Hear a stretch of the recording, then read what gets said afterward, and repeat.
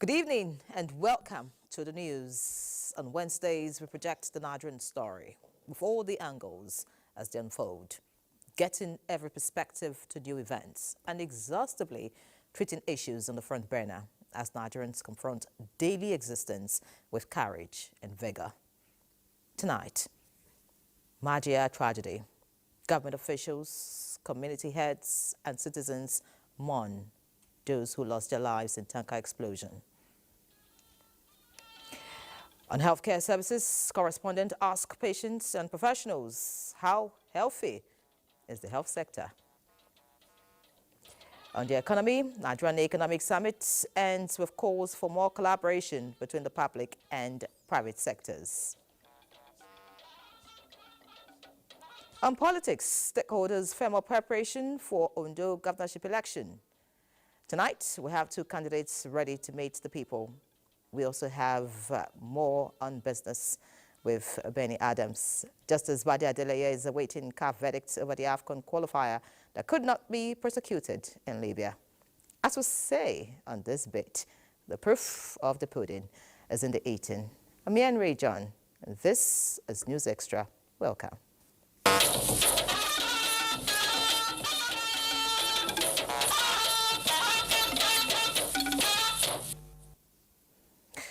We'll begin on a sad note tonight as sympathizers and those who showed concern from neighboring towns trooped to Abuja to participate in the burial of the departed souls following the petrol tanker fire explosion last night in the town.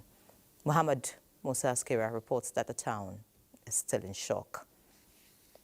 The town is full with people coming in from different parts of neighboring villages and towns to condole with the residents over the fire disaster that affected over 200 people. Eyewitnesses say the fire was not from the petrol tanker, but from the activities of those rushed in to fetch the spilling fuel on the ground. Governor Umar Namadi, who describes the incidents as a test from God and residents must take it in good faith, notes that the state will continue to sensitize people on the danger of such incidents whenever it occurs.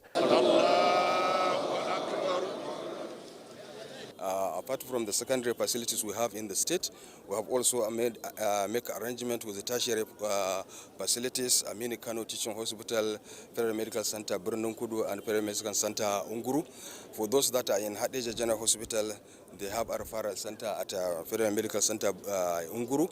And for those that are in Jahun, they have a referral place at Federal Medical Center Brununkudu, and for those in Ringium General Hospital, they will be referred to American Teaching Hospitals. Arrangement has been made by government to take care of full medical bills of these people. Those hospitalized will continue to receive free treatments in various hospitals they were taken to across the state. In Dutse, Muhammad Musa Askira, NTA News. Meanwhile, President Bola Tinubu has directed the Secretary to the Government of the Federation, Senator George Akome, to lead a federal government delegation to Jigawa State in response to Tuesday night inferno in Abuja town, which claimed over 100 lives.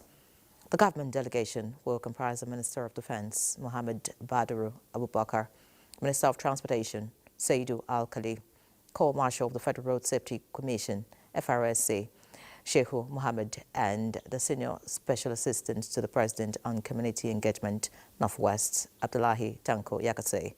While in Jigawa, the delegation is expected to visit the scene of the incident to assess the situation and visit injured persons in the hospital. President Tinubu further directs that emergency aid, including medical supplies, food and shelter, be extended to the 50 victims receiving treatment and others affected by the fire.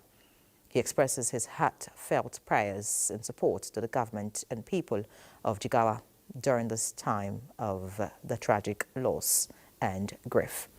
He prays for divine comfort for the bereaved families and a peaceful repose for the souls of the departed. President Tinubu reassures the nation that the federal government, in collaboration with states, is committed to the swift and comprehensive review of fuel, transportation, safety protocols across the country. In a statement by the Presidential Advisor on Information Strategy, Bayo Onanuga, the President restates his directive to the Federal Road Safety Corps to strengthen night travel measures, such as increased patrols, stricter enforcement of safety regulations, and other highway safety mechanisms. Similarly, in the wake of a tanker explosion in Jigawa State that claimed more than 100 lives. Vice President Kashim Shettima has announced immediate federal government intervention and called for a comprehensive review of fuel transportation safety protocols across Nigeria. The Vice President, on behalf of President Bola Tinubu, expressed particular sorrow for the families who lost loved ones in this tragic incident and prayed that Almighty God grants them the fortitude to bear the loss. The tragedy, which occurred in Madia, has thrown the entire nation in grief. Vice President has directed the immediate deployment of the National Emergency Management Agency personnel and resources to Jigawa State. He commended first responders and medical personnel for their tireless efforts, stating their dedication exemplifies the best of the nation's spirit. Vice President Shettima had inaugurated the National Road Safety Advisory Council last Friday with a charge on members to align with global best practices in reducing traffic crashes. In the same vein, the Senate has urged authorities to assist victims of Tuesday night's tanker explosion in Madia, Taura local government area of Jigawa State. The issue raised as a matter of urgent public importance by Senator Babangida Hussaini drew the sympathy of legislators as they expressed sadness over the death of more than 100 persons. National Assembly correspondent Lami Ali brings us details. The tragic incident in Jigawa was the first matter for consideration at plenary Wednesday. This catastrophic inferno occurred around 10 p.m. when the residents of the area trooped out en masse to the accident scene to scoop fuel from the ill-fated tanker. This has happened in Lagos, it has happened in Ikeja, it has happened in my community in Akwa Ibom State before, and a lot of the burns were first-class burns. So here, over 100 people have been burned to death. I want to also pray that those in hospitals will also survive. Senate mourned the victims and those bereaved and suggested intensified awareness by authorities to prevent such occurrence in the future. Senate passed for second reading 3 bills seeking the establishment of educational institutions. Federal University of Medicine and Medical Science, Kogi State. Federal College of Education, special in Karaye local government, Kano State. Federal University of Education, special, Oyo State.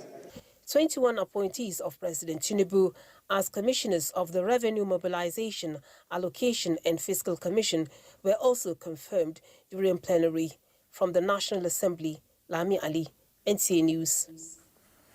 And still in low spirit, the Nigeria Governors Forum, NGF, has condoled with the government of Jigawa State, families that lost their loved ones and those who sustained injuries in the Tuesday petrol tanker explosion in Madia town in Jigawa State.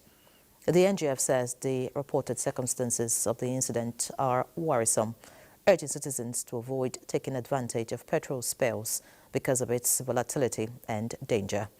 The forum calls for improved safety protocols in the handling of combustible materials such as petrol. Also, Nigeria's First Lady, Oluremi Tinubu, commiserates with the Governor of Jigawa State, Malam Umar Namadi, and the people of the state over the unfortunate tanker explosion which left many dead and injured. In a statement, she describes the tragic incident which occurred earlier yesterday as unfortunate, praying for victims, families and loved ones of the departed souls the fortitude to bear the painful loss and speedy recovery to the injured. And still talking about the incident in Jigawa State, the former President Muhammadu Buhari has expressed his sympathy over the death of dozens of people and dozen others injured from oil tanker explosion that occurred in Jigawa State. The former president described the mishap as painful. He prays for consolation for families of the deceased and quick recovery for the injured. Following the tragic occurrence in Jigawa State, the federal government announced immediate intervention for the victims. And we have joining us now to tell us more about these interventions and the situation in Madia, the Director General of NEMA, Zubaida Omar. Many thanks for joining us, ma'am. Good evening. All right, not a good day actually, and I'm sure you have feelers of what's happening right there in Majia town. Could you let us know what intervention is on ground and what reports are you receiving from your men at the moment? Yes, so what happened today is really tragic and quite unfortunate. And like you said earlier on, is as a result of the tanker that was carrying the petrol that tipped over. And unfortunately, residents ran out to try and scoop some of the oil off the streets and where the oil had already spilled into. Unfortunately, this inferno not only affected the scoopers, but also passers-by and onlookers. Earlier on, our men were on ground to be, they were all part of the evacuation. And at the mass, we had a mass burial, and about 147 bodies were unfortunately found. And there are quite a lot of people on admission right now. As a couple of hours ago, we had some that had been referred to the Aminu Kano Teaching Hospital, while there were some at the Dala Orthopedic Hospital. Similarly, some are at Birnin Kudu and Azare, Unguru, and also the Hadejia General Hospital. In terms of what we're doing, we've been on ground from when this event happened yesterday night, and we're still out there trying to see how we can assist. We're also present at some of the hospitals that these injured ones have been taken to, and the federal government has assured and given us directives as well that will ensure everybody is able to get the medical treatment they require. Similarly, the state government has been very active. As you know, Jigawa just finished reeling from a serious case of flooding, and now we're on to this. Very sad one. Now, what is being done to clear out the area to ensure the environment does not pose further danger to residents in the area? Yes, right now all hands are on deck. It's not even the DRUs, military, road safety, everybody is there, and cleaning has commenced in earnest. And we will ensure that everything is done according to safety protocols so that no one is affected. And also would like to also advise further that we should always try to adhere to safety protocols, especially when traveling at night. All right, before we let you go, are there any rehabilitation plans for the survivors and the area directly impacted? Yes, absolutely. The first rehabilitation plan now is them being in hospital.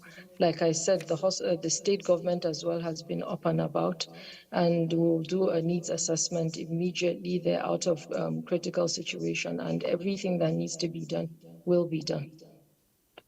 Thank you very much, the DG NEMA, Zubaida Omar, for Thank joining you us. And of very much. course, we Thank hope you. that you do the needful Thank you. out there. Thank you very much. All right. Meanwhile, the National Emergency Management Agency, NEMA, has deployed emergency response team to Kogi State following flood incidents in some communities in the state. The team comprises staff with specialization in search and rescue operation to provide technical support to the Kogi State Emergency Management Agency, SEMA, and other stakeholders in conducting rescue and evacuation operations, including assessments in the affected communities. The DG NEMA says the agency has also deployed mobile water purification equipment to help in providing emergency potable water for the impacted families. Meanwhile, NEMA recently had alerted states of Adamawa, Taraba, Benue, Nasarawa, Kogi, Edo, Delta, Anambra, Bayelsa, Cross River, Rivers and Kwara states identified to be at risk of flooding to be prepared ahead of any eventuality. To other news now.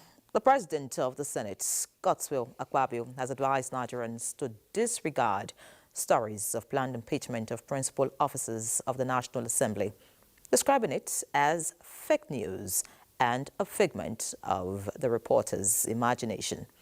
A statement alleging that the speculation and misinformation circulating regarding an alleged impeachment plot is the handiwork of fifth columnists who are perpetual merchants of misinformation and purveyors of mischief.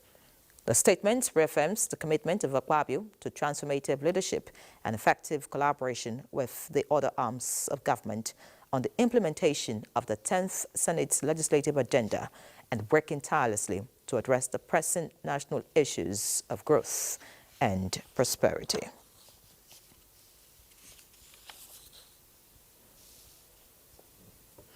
Another news, Vice President Kashim Shettima has departed Abuja for Sweden on a 2-day visit to represent Nigeria in bilateral engagements with the Scandinavian nation. In a statement by the Senior Special Assistant to the President on Media and Communications, Office of the Vice President, Stanley Kwacha, said this is at the instance of President Bola Tinubu. During the working visit, the Vice President will engage in high-level bilateral talks with key government officials, including a meeting with Crown Prince Victoria of Sweden and the Swedish Prime Minister. Shettima will use the visit to explore opportunities for strengthened collaboration between Nigeria and Sweden in areas such as ICT, innovation, education, digitalization, sustainable transport, mining, and agriculture. The Vice President will also meet with Norsken, a Stockholm-based venture capital impact investor, which recently launched Norsken 22, a $205 million tech investment fund for Africa. While in Sweden, Shettima is also expected to articulate Nigeria's economic vision and the reforms being undertaken by the administration to create a business-friendly environment in Nigeria for investors. The Vice President is expected back in the country on Saturday. And still from the presidency, it has emphasized that the President and Vice President are fully engaged with the nation's affairs, even while they are away, stating that there is no leadership vacuum in the country. Providing explanations to the inquiry as per who is in charge of the country and the absence of the President and Vice President. A statement by the Special Advisor to the President on Information and Strategy, Bayo Onanuga, indicates that President Tinubu left the country on 3rd October and is on a 2-week working vacation. During this time, the President has been busy issuing directives on matters of state and will soon return to the country before the vacation officially expires. The statement also says the Vice President departed the country Wednesday for Sweden on an official visit, and all state organs are functioning as usual. The Senate President, Secretary to the Government of the Federation, ministers and service chiefs are all in their respective positions, ensuring the smooth operation of the government. The statement further explains that the nation has witnessed a similar situation between late April and early May this year and sometime in 2022, when former President Buhari and former Vice President Oshibajo were out of the country simultaneously. If you just joined us, this is News Extra. More to come after the break. Stay with us. Glad to have you back. The federal government delegation, led by the Minister of Information and National Orientation, has met with the organized labor over key issues of national interest. The Minister of Information and National Orientation, Mohammed Idris, explains the closed-door discussions held at the office of the SGF as a proactive initiative to continue interaction with major stakeholders to ensure no issue of national importance is left unattended to. Engagement with labor for the good of the country. You know that labor is an important component of this country. All of them are our brothers and sisters. Government is there for everyone, including labor. NLC President Joe Ajero, in company of other labor union representatives, declined comments, awaiting conclusion on issues at hand. Meanwhile, the Minister of Budget and National Planning, Abubakar Atiku Bagudu, who was part of the meeting, explains ongoing efforts towards addressing the current economic situation. By over 2%. In the close to 3%. In the second quarter, it went by 3.19%. Some people will say it sounds too slow, but let me give you how big that number is. Germany, which is wealthier than us, which have more resources to respond to any challenge, has declined by 0.3%. UK is struggling at minus 0.2%. Why is all this happening? Why are we not growing fast enough? Because that's what we need. We need to grow fast enough at a higher rate. That is why we are taking all the painful measures, so that we put Nigeria on a sustainable, inclusive, higher rate of growth. Expresses optimism that the nation is on the path to economic recovery. Let's look at electoral matters now, as the Independent National Electoral Commission, INEC, in Ondo State intensifies preparations for the November 16th governorship election, engaging stakeholders, training officers, and deploying new technology to ensure a credible and secure process. Tony Batire tells us more. The Independent National Electoral Commission, INEC, in Ondo State is engaging major stakeholders for a free, fair and credible governorship election on November 16th, highlighting the critical roles expected of them. The first group to be engaged were religious leaders and faith-based organizations, where the state's resident electoral commissioner, Oluwatoyin Babalola, urged them to sensitize their followers on the importance of peaceful and informed participation in the election. They are advocates of peace, and this engagement, we believe, will also contribute to the conduct of peaceful election. In a related development, INEC, in collaboration with the Electoral Institute, conducted a one-week training for electoral officers and their assistants.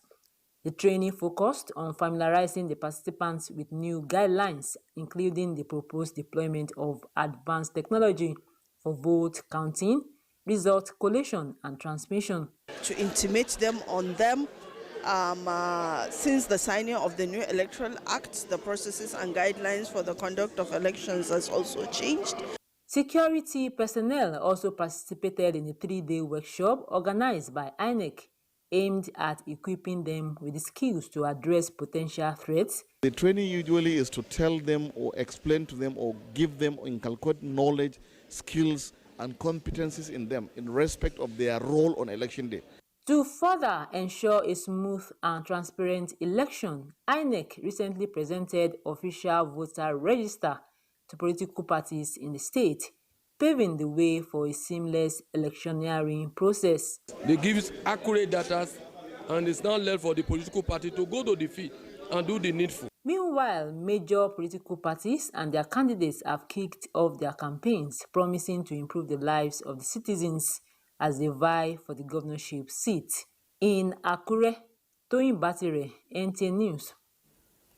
And still on the forthcoming election in Ondo State, in a bid to ensure violent-free exercise in the governorship election, the Nigeria Police Force says it's well prepared for the exercise with contributions from sister agencies. Francis Fong reports on this and other activities from the force headquarters in Abuja.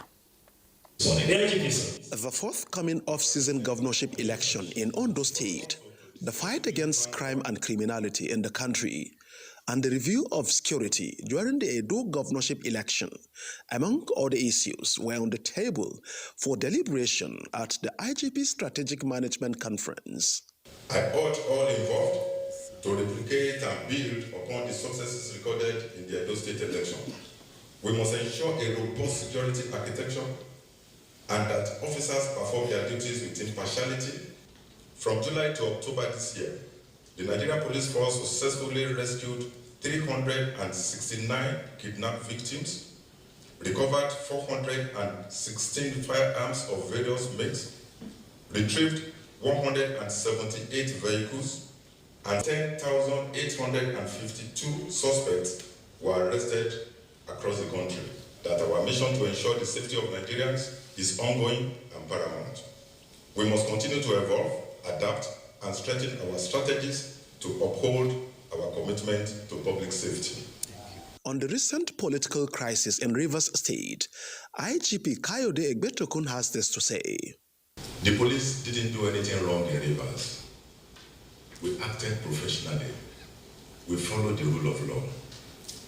The barracks in Lagos are collapsing. IGP Egbetokun assures that all police barracks in the country will be given facelift. Francis from NTA News. All right, many thanks, Francis. The die is cast, and political parties are strategizing, matching words with actions in order to garner support for their respective candidates. We're now being joined via Zoom from Akure. The governorship candidate, People's Redemption Party, is with us, PRP Babatunde Ali. Many thanks for joining us. And that of New Nigeria People's Party, NNPP, Olubenga Edema. Gentlemen, you're welcome to News Extra. Good evening. Thank you for having me here. Nigerians.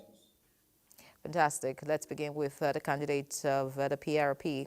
Could you tell us mechanisms your party has set in motion to convince the people of Ondo State to vote for you in the November 16 election?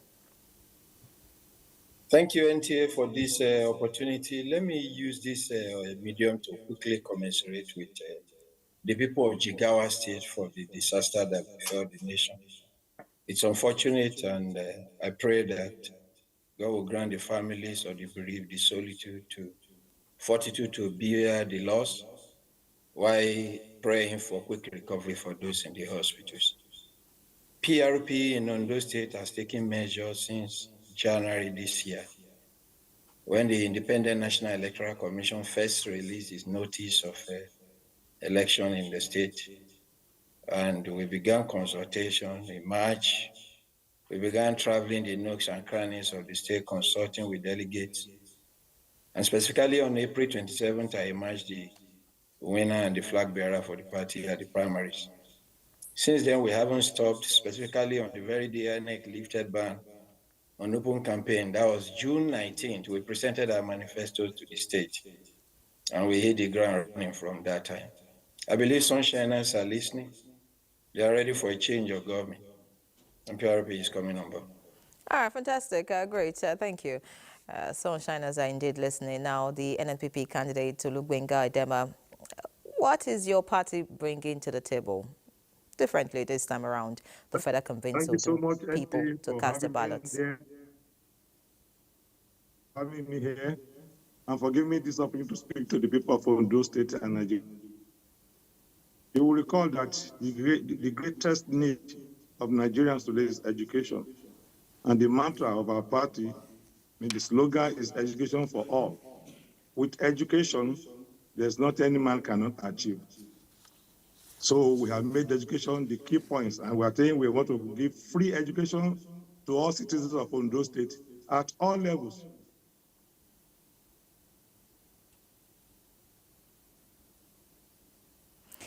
Olubenga. Provide education. Yes. Can you hear me? You can go ahead. Quickly, please. So what I'm saying is that with education, there's nothing you cannot achieve. So we have made education our mantra. And free education at all levels, from primary school up to university level, is what we intend to do for the people of Ondo State. And by the grace of God, when we get there, we are going to do something. We are going to propose to the House of Assembly an education trust fund. And the seed money for that trust fund is about 2% of all the capital projects that's done in Ondo State, both at the level of local government, the level of Osopade, the level of UBEC, and the level of the state, all capital projects in Ondo State. 2% of the capital vote goes to education tax fund. But I don't think these ones are remitted or applied for such purposes. That will be the seed money we use when we float the education trust fund bill. All right, many thanks, Mr. Edema. Because of time, let's just quickly get to the next question. The election has come and gone, and there are lessons. PRP candidate, can you tell us what your party has learned and how they intend to improve the conduct and become successful? All right, looks like the PRP candidate is no longer with us. So I'll just get back to you, Olubenga Edema. So what is your party, the NNPP, doing, lessons learned from Edo election, just so that they emerge this time around?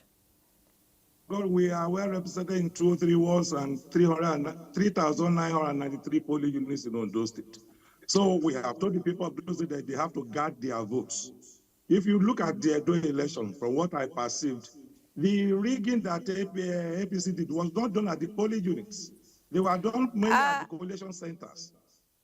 Mr. Edema, you may not be allowed to make such comments because you do not have proof. So let's quickly get to the NNPP candidates, PRP candidate, who is back with us now. What are your concerns regarding some of the issues that sometimes, pose a challenge during the electoral process?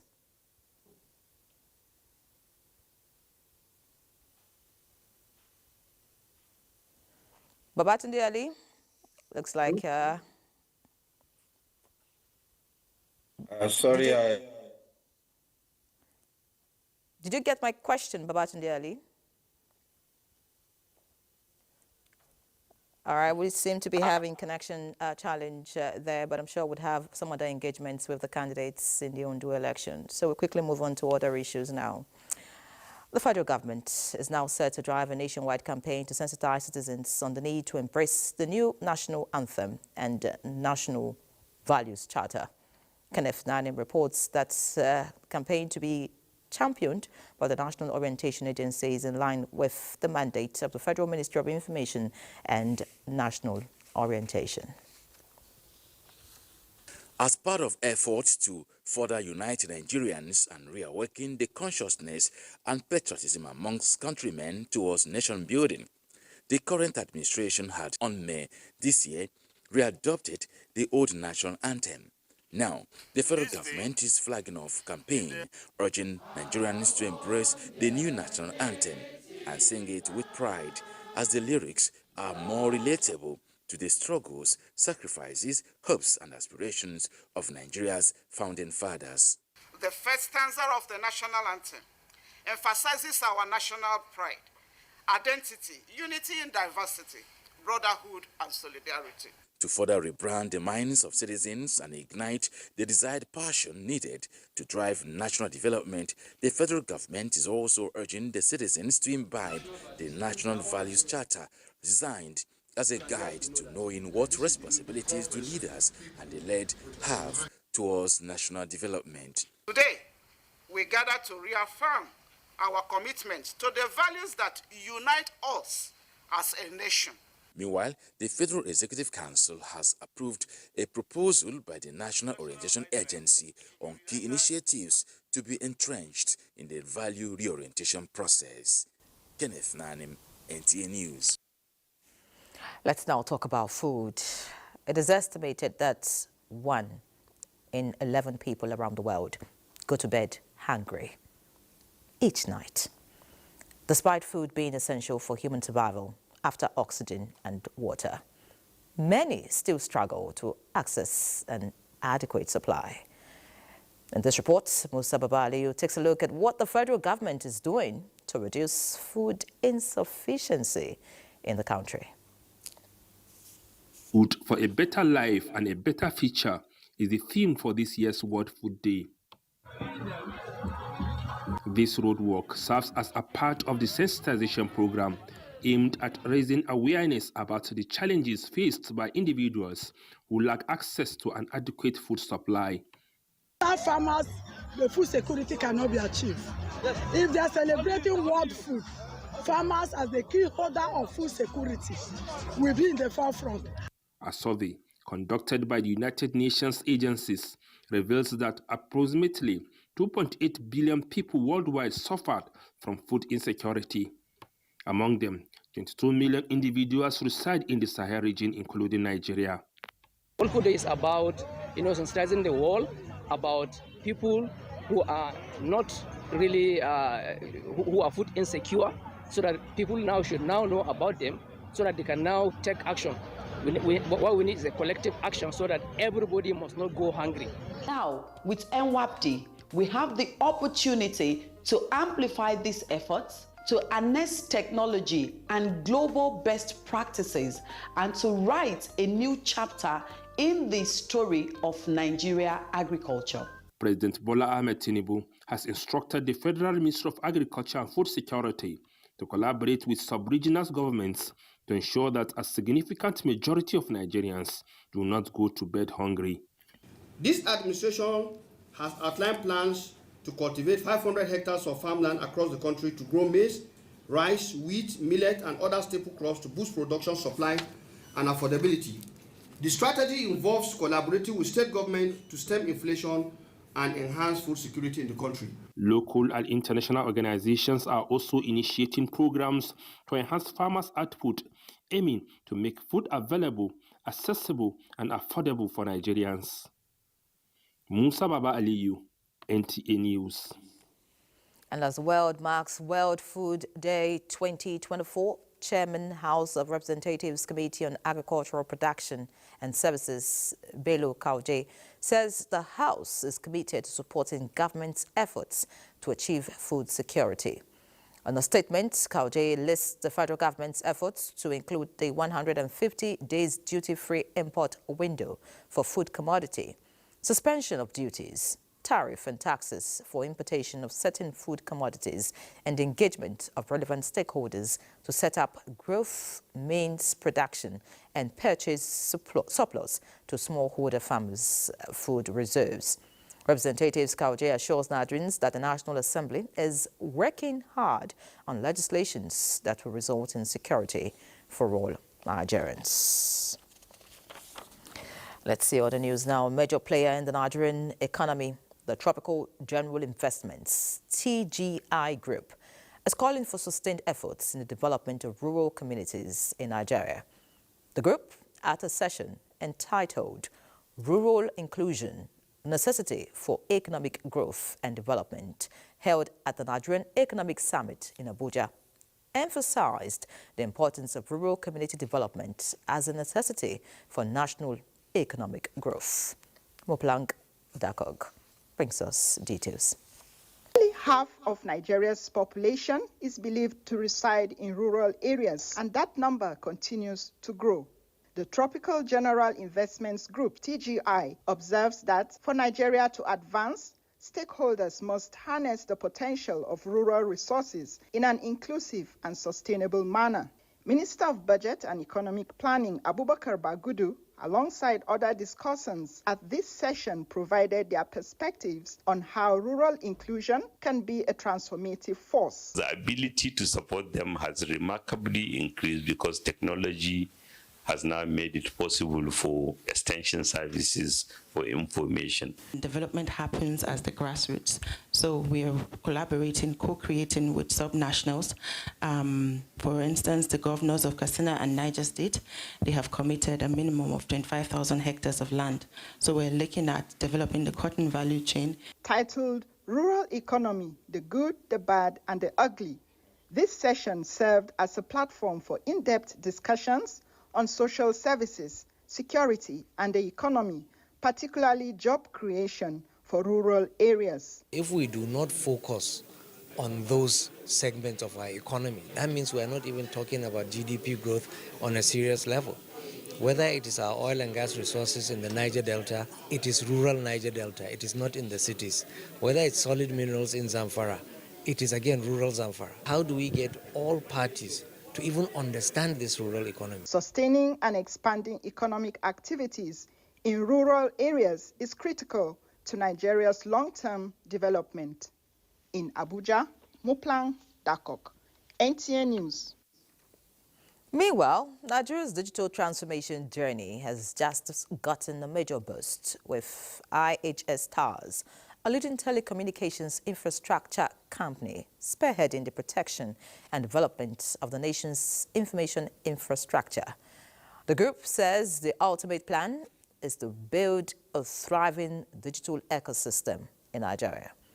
Boside Ebo Amosu reports that the group made its crucial position known during a panel session at the Nigeria Economic Summit in Abuja, where industry leaders converged to discuss the future of telecoms in Nigeria.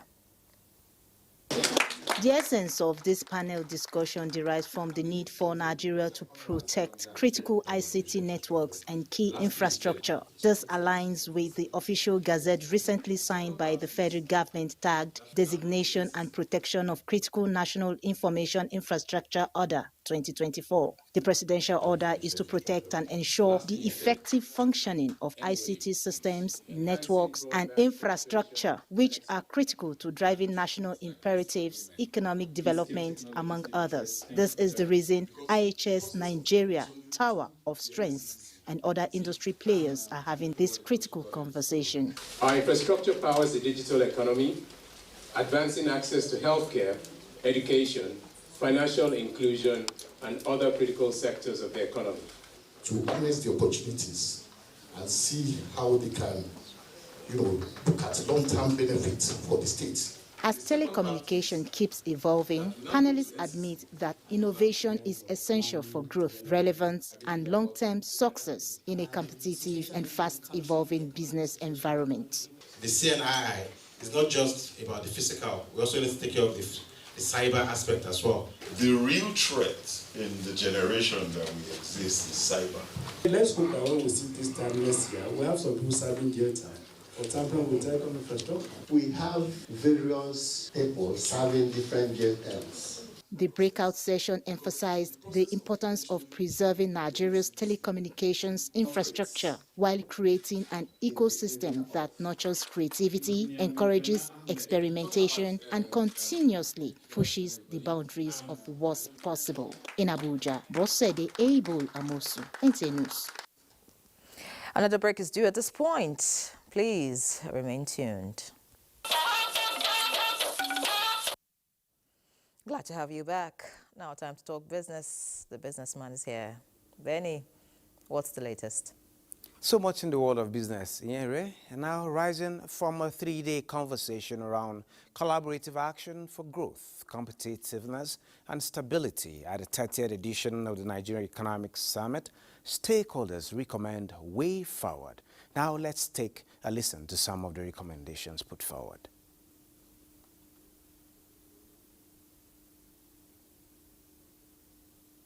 The Nigerian who also feels the pains.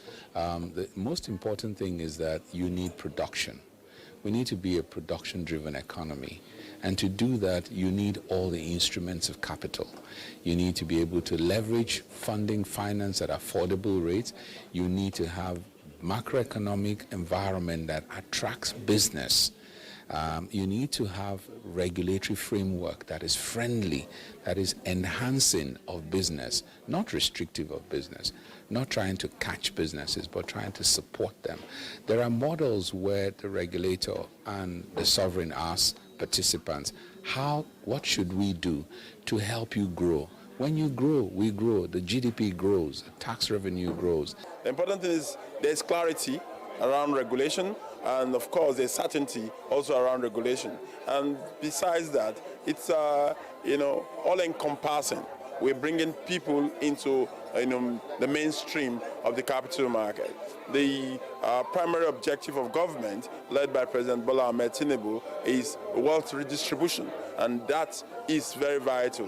For us at the SEC is to provide that enabling environment, the enabling legal framework to achieving that specifically for Nigerian youth. Action and execution now requires political authorization from the top, at the level of the president, at the state, at the level of the governors, at local, at the level of chairmen, and from the private sector at the level of boards and CEOs to get the work going. And I'm hugely enthused today here to be at the Economic Forum, because we can only do this together with partners, including with the private sector that is in the capillaries of society, with your employees, with customers that buy your products, and how you produce, what you produce, and how accessible they are in terms of pricing is absolutely crucial for child well-being as well as for community well-being. Now, still on growing the economy, key players in Nigeria's economy are advocating the quick implementation of progressive tax where the rich should pay more and the poor exempted. Mohamed Rabiu Ali reports that this was the consensus at a round table organized by the Civil Society Legislative Advocacy Center in collaboration with Oxfam and Tax Justice Network Africa in Abuja. 10% of the super rich avoid paying their share of taxes. I mean, this is scandalous. All the people that you think they should be at the forefront of paying their taxes, they are not paying. The government must raise social sector spending to at least 10% of the budget in health, education, and agriculture. 2, implement progressive taxation. Establish a wealth tax targeting high net worth individuals. Inequalities are rising everywhere in West Africa and in Africa, unfortunately, including in Nigeria. But when we see the budget spent on social services, on basic rights of women, children, and the most vulnerable people, it's even more alarming. Now taking a look at the Nigerian stock market. At this point, investors lost 148.06 billion naira as the BS rebound, snapping 3 consecutive sessions of gains driven by sell-offs in some stocks. We can see despite that depreciation of 0.25%, we have the market capitalization rising to 59.5 trillion as against about 26 trillion as of yesterday, valued at 8.993 billion naira and a total of 7,776 deals. We can see in terms of volume is 257.5 million, getting to the fact that the all share index also appreciated by 98,991.53 basis points. And now to the trade, the top trade for the day. We're taking a look at Fidelity Bank is standing at the top spot with 38.2 million. We have UBA at 33.7 million and Guarantee Co at 16.7 million. Well, that is it on business. Inyere, is over to you. You can take it from here. Thanks, Benny, for those numbers. Let's see other news now. As Nigeria Communications Satellite Limited says, with the increasing demand for reliable communication infrastructure, NIGCOMSAT aims to leverage its advanced satellite technology to support sectors such as agriculture, healthcare, and education by providing robust connectivity to drive efficiency and innovation. Chief Executive Officer, Nigerian Communications Satellite Limited, NIGCOMSAT, Jane Egerton Idenhe, highlighted this at a press engagement to unveil 2024 Nigerian Satellite Week in Abuja. Olusheye Adiagbo has all the details. Nigerian Satellite Week, a maiden national event to highlight how the satellite and space industry, especially on communication, remains a driving force behind the nation's sustainable development via diverse industries and initiatives. We want to work with rural operators to provide connectivity in rural areas. NIGCOMSAT says it is using the week to unpack the transformative potential in satellite technology for Nigeria, extolling advancements in the nation's satellites with increased channels of over 100 and targeting continued improvements in services to Nigerians. We have been fortunate under the Renewed Hope agenda to work for the President Bola Ahmed Tinubu. And since taking office, we've started making some changes into the inherent operational issues we found in NIGCOMSAT. But we realized that even though we are fixing the infrastructure and the technology, people are not aware. That's one of the big challenges we face, awareness of the nation's asset and what that asset can do. How many people know that we have a satellite called NIGCOMSAT 1R in space? How many Nigerians know the value that satellite is for us as a nation? Very few. There's a lot of new innovation going on in the satellite industry. People are beginning to weaponize satellite technology. We are assuring Nigerians that one, our satellite technology is going to be one of the best that will protect you, your integrity, your data, and then we can leverage on our satellite technology to empower rural areas. The 2024 Nigerian Satellite Week is themed Empowering Nigeria's Future Through Space, announcing the Nigerian Satellite Week. In Abuja, Olusheye Adiagbo, NTA News. Now, the three-day conversation around collaborative action for growth, competitiveness and stability at the 30th edition of the Nigerian Economic Summit has come to a close. Maria Ado Zakari reports that Vice President Kashim Shettima promised better collaboration in the quest to achieving inclusive growth and development through pragmatic policies and actions. The convergence of regional and global leaders from government, business, civil society, the social sector and academia is aimed at addressing socio-economic challenges, improving economic competitiveness and identifying policies for inclusive growth and development. Having identified gaps that need bridging, key actors now agree on ways to forward the economy. I note with satisfaction that participation in the annual summit attract experts from diverse backgrounds and help deepen and broaden citizens' collaboration and ownership in formulating government policies. The World Bank's Vice President and Chief Economist, Indermit Gill, urged the Nigerian government to remain committed to its ongoing economic reforms. The government is rolling out a large-scale targeted temporary cash transfer program that has already reached between 4 and 5 million households.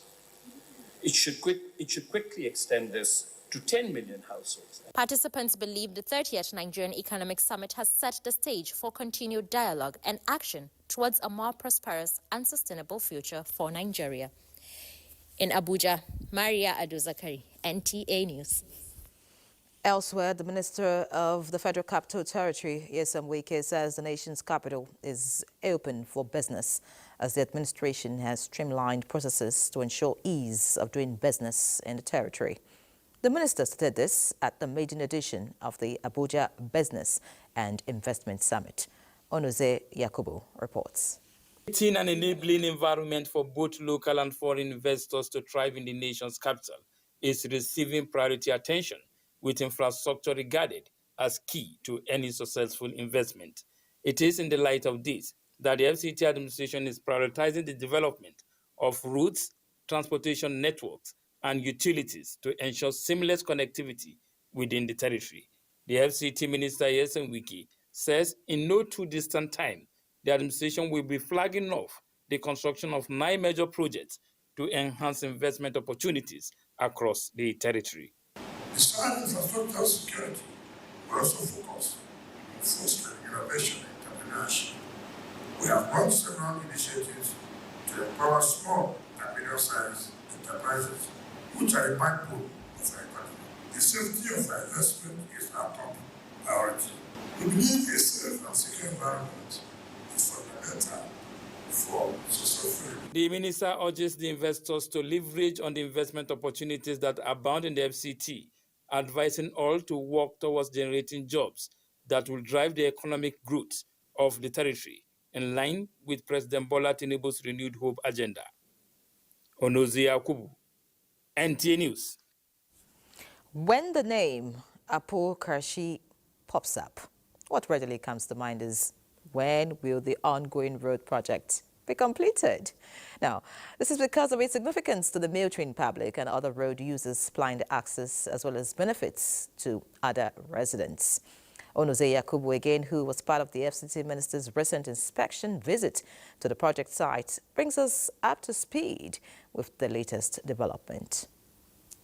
The star of the Federal Capital Territory, Nyesom Wike, for the second time, has inspected the ongoing Apo Karshi Road project, expressing his reservations on the deadline set by the contracting firm for completion. He says the FCT administration has fulfilled its own side of the bargain, as the onus lies with the contractor to deliver the project on schedule. I have my doubts. I still have my doubts. I will not lie to you. I still have my doubts, but they are still insisting that by April they will have completed this project. My visit to the project site for an update report indicates that asphalt work from the Karshi end of the road has commenced, while sand fillings, rock blasting and stone-based laying on the other segment of the road are ongoing. with the site manager maintaining his commitment to delivering the project on schedule. What is left is not more than 4 kilometers.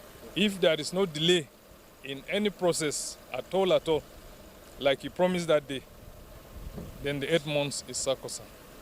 What the residents want from the back and forth between the FCT minister and the contractor is the timely completion of the project within the 8 months deadline set by the contractor. That hill that is up there, they should try and carry it down to normal stage. For more than 10 years ago, we have been appealing for the construction of the Apple Kalishi Road. Until now, when the FCT Minister Yeson Wike is giving priority attention to it. Residents and road users are, however, optimistic that the ongoing 13.1-kilometer road, when delivered, will not only reduce traffic along the ever-busy Abuja-Nyanya Expressway, but will also boost economic activities of the area. Onoze Yakubu, NTA News. Let's pause from all the serious stuff now and have a bit of fun on the bulletin. And in the tributes to the wonders of Mambila Plateau, legendary Hausa music maestro Maman Shatta sang a song chronicling his desire to go up the hill. But for the fear of heights, his attempts were futile. Fulfilling the dreams of Maman Shatta, a blessed memory, NTA crew took on the Mambila, unleashing its wonders. Let's go on this tour with Abdullahi Mohammed.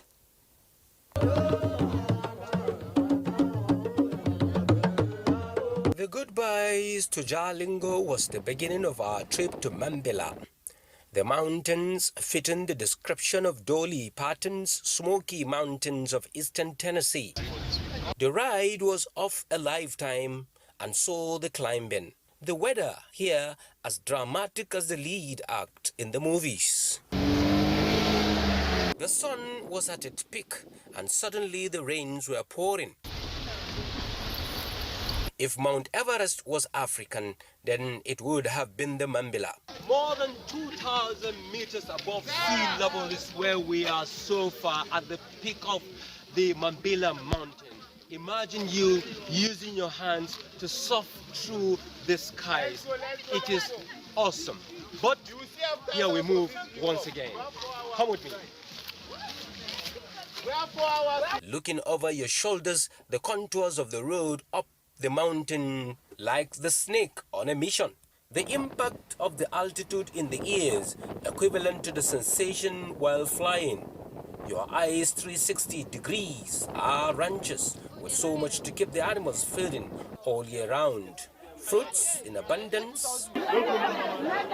Then we got to the highest point of the climb. Here is the coldest part of the Mambila. It is said that sometimes it goes as low as 6 degrees Celsius. You can imagine how cold it is here. Not all is rosy here. The transporters have the story of its ugly side. But the Lucky has the biggest city inside, Gembu, Sedona local government area. And so we were. We have beautiful waterfalls, we have beautiful mountains, you know, when you are coming up. There is, when you are coming up, you see the valley. If it is during dry season, you will see down the valley. The hazy atmosphere you saw yesterday, it's something that it's always on the Mambila Plateau. The aim of this project is to create awareness and also to promote tourism and also to promote our rich culture and heritage. The builders of this city must have mastered the art of maneuvering the mountains. I may not be able to bring to you the history behind the adoption of the name Sedona local government, which has its headquarters here in Gembu, Taraba State. But at least I'm able to put forward the beautiful landscape that this beautiful town has been able to add to the entity Nigeria. When we turn away from Gembu, the sun was setting, and between the hills and trees were the rays of hope for the giant of Africa, opening its eyes to a beautiful sunrise, a sunrise that bettered the lives of its citizens. Abdullahi Mohammed, NTA News.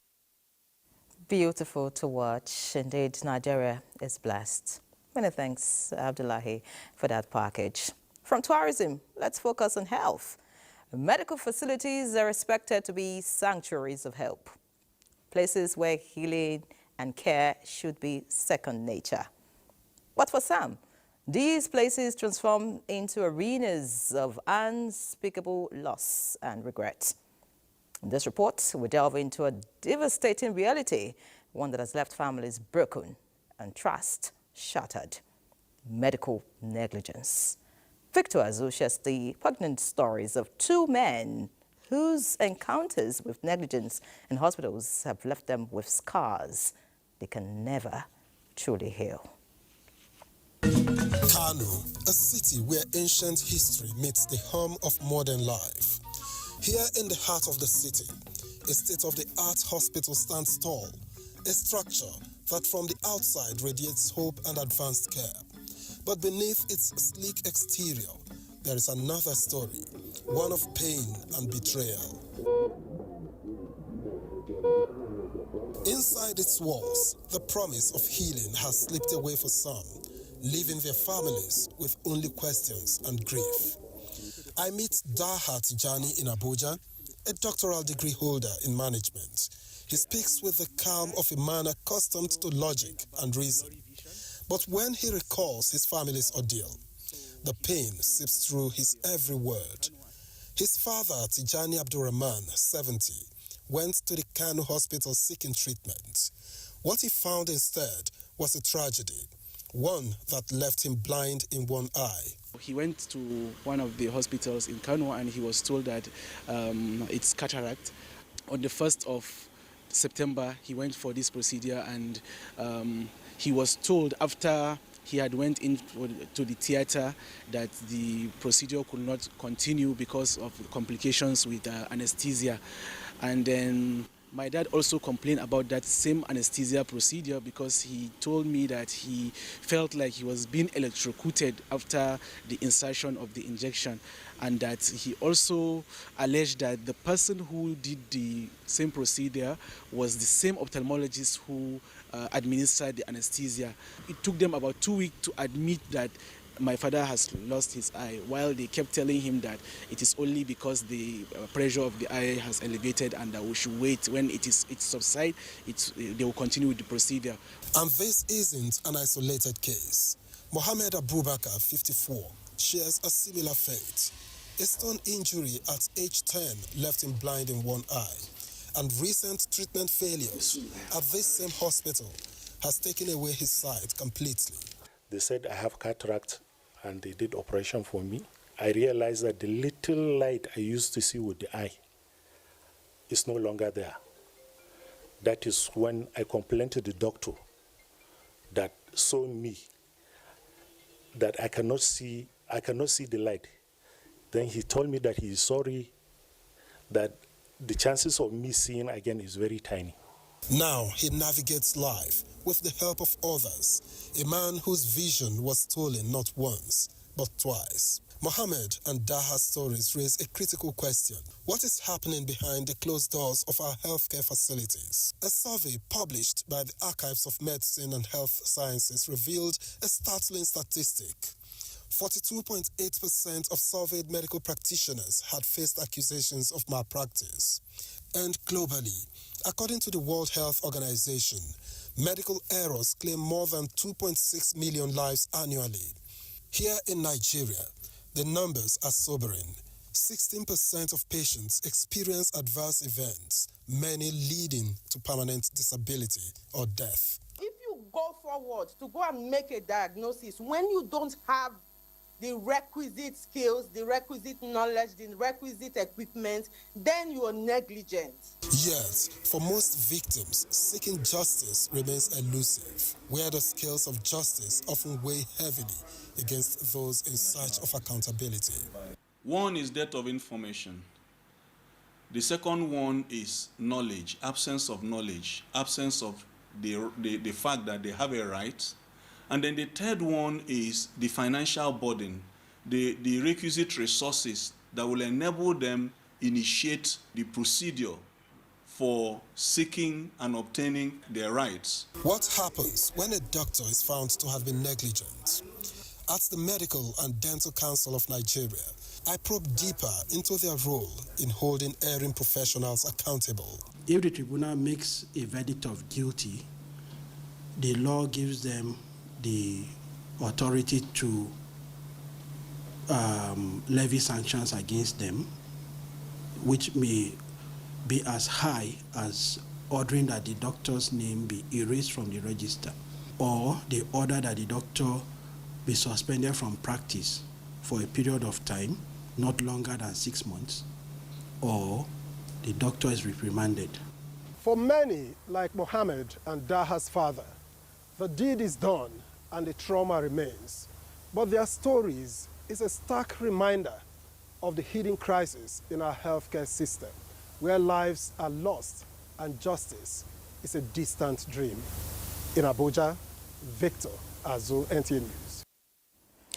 Many thanks, Victor. And the question is, how healthy is our health sector? Let's take another break. Stay with us. A ministerial assessment team has given the newly established Federal University of Education, Kontagora, the go-ahead to commence academic activities. The Minister of State Education, Yusuf Tanko Sununu, indicated this when he led the Supporting Facilities Assessment team to the institution. Mukhtar Wuwu reports. The joy of the prospective students for the newly established Federal University of Education, Kontagora, knew no bound as the Minister of State Education, Yusuf Tanko Sununu, led a ministerial assessment team to ascertain the level of facilities of the institution in preparedness for full commencement of academic activities as a university. We are good to go. The gap we have seen is not too worrisome to hinder successful academic activities. What we are going to do now, as soon as possible as we go, we'll put in machinery to fill in the gap. Those gaps that they identified during the exit brief, they were able to mention them to us for our immediate action. All stakeholders should go back to the drawing board and ensure that our children take advantage of the university. We can no longer complain and say the universities are far. The university is now in our home. The upgrade of the Federal College of Education, Kontagora, to Federal University of Education, Kontagora, followed the passage of the bill sponsored by Senator Aliyu Sabi Abdullahi, who represented the Niger North Senatorial District at the 9th Assembly, and the subsequent assent by the former President Muhammadu Buhari. Earlier, the minister and his entourage had paid a royal visit to the Emir of Kontagora, Muhammadu Azbaro II, who conferred on the minister a traditional title of Sodengin Kontagora. Mukhtar Wu, NTA News. Time to take another break. Remain tuned. Thank you for staying with us. Let's have sports news now. We got Sbadi Adele with us. Sbadi. Many thanks, the area. All right, straight away, let's begin with the Nigeria under-17 girls who are currently taking on their counterparts from New Zealand. And of course, the match, which is in the second half now, started with the Flamingos getting, a goal as early as the first minute. And of course, Shakirat Moshood was the goal scorer. She opened scoring for Nigeria. And that was as early as the second minute, and the Coach Bankololo Okere girls pressed harder to increase their lead. 11 minutes later, they got their second goal through Taiwo Adegoke. And of course, Faridat Abdulwahab made it, 3 in the 20th minute. And we can tell you now that in the second half of the game, almost ending, like 30 minutes to go, it's now 4. And of course, Captain Taiwo Afolabi has been able to make it 4 for the Flamingos of Nigeria. It's really a trouncing, for the New Zealanders. All right, let's leave that now. We'll update you, on that later. Let's return home and talk about the Super Eagles of Nigeria. With the eyes and ears of the football world still on the botched AFCON qualifier between Libya and Nigeria, the Confederation of African Football Committee has begun investigations on the anomaly. CAF has officially sent a letter to the Libyan FA to respond to all the complaints filed by the Nigeria Football Federation against them, and they have up to the end of the week to respond to the letter. For now, no decision has been taken by CAF's competent bodies, and of course, they will meet next week. All right, let's quickly tell you about the Nigeria Premier Football League, because 5 matches were played today, and of course, this one. Rangers International Kano Pillars. It was Ahmed Musa that was the man of the show. He had a hand in all the 4 goals. He scored 1, and contributed to the remaining 3. They got a 4-3 away win over Rangers International, the reigning champions of the league. Lobby Stars and El Kanemi, they settled for a 2-2 draw. Kwara United with 3-0 winners over Sunshine Stars, with Nasarawa United and Abia Warriors. That one ended in favor of the home team, while the match between Enyimba International and Niger Tornadoes, ended 1-0. 5 more matches will be played on Thursday. Now, away from Nigeria, New England manager Thomas Tuchel is convinced he can push England to find a higher gear as it targets success at the 2026 World Cup. Tuchel spoke to the media for the first time today, following his appointment as England head coach on an 18-month contract from January 2025, with a sole focus on ending the nation's 60-year wait for a trophy in the United States of America. And my strive to push this group of players and to be part of this federation with such a strong record in the last tournaments, to push it over the line and to try to put a second star on the shirt. All right, let's hope that the Super Eagles of Nigeria will make the Mundia and give them a good run for their money. Now, let's return to Yere for the rest of the news. Well, thanks, Bade, for the update. Now, the chairman of the Northern States Governors Forum and Governor of Gombe State, Muhammadu Inuwa Yahaya, has condoled to Governor Umar Namadi and the people of Jigawa State over the tragic tanker explosion in Madia Town, Tara local government area, which claimed more than 100 lives and left many injured. The NSGF chairman, however, in commending Governor Umar Namadi for leading relief efforts, hailed efforts of Jigawa State's Emergency Management Agency in responding to the unfortunate event.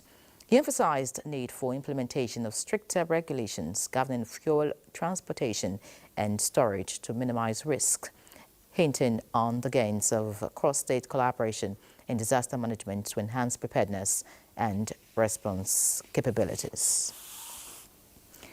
And that's News Extra tonight. Many thanks for investing your time with us. Let's do this again next week.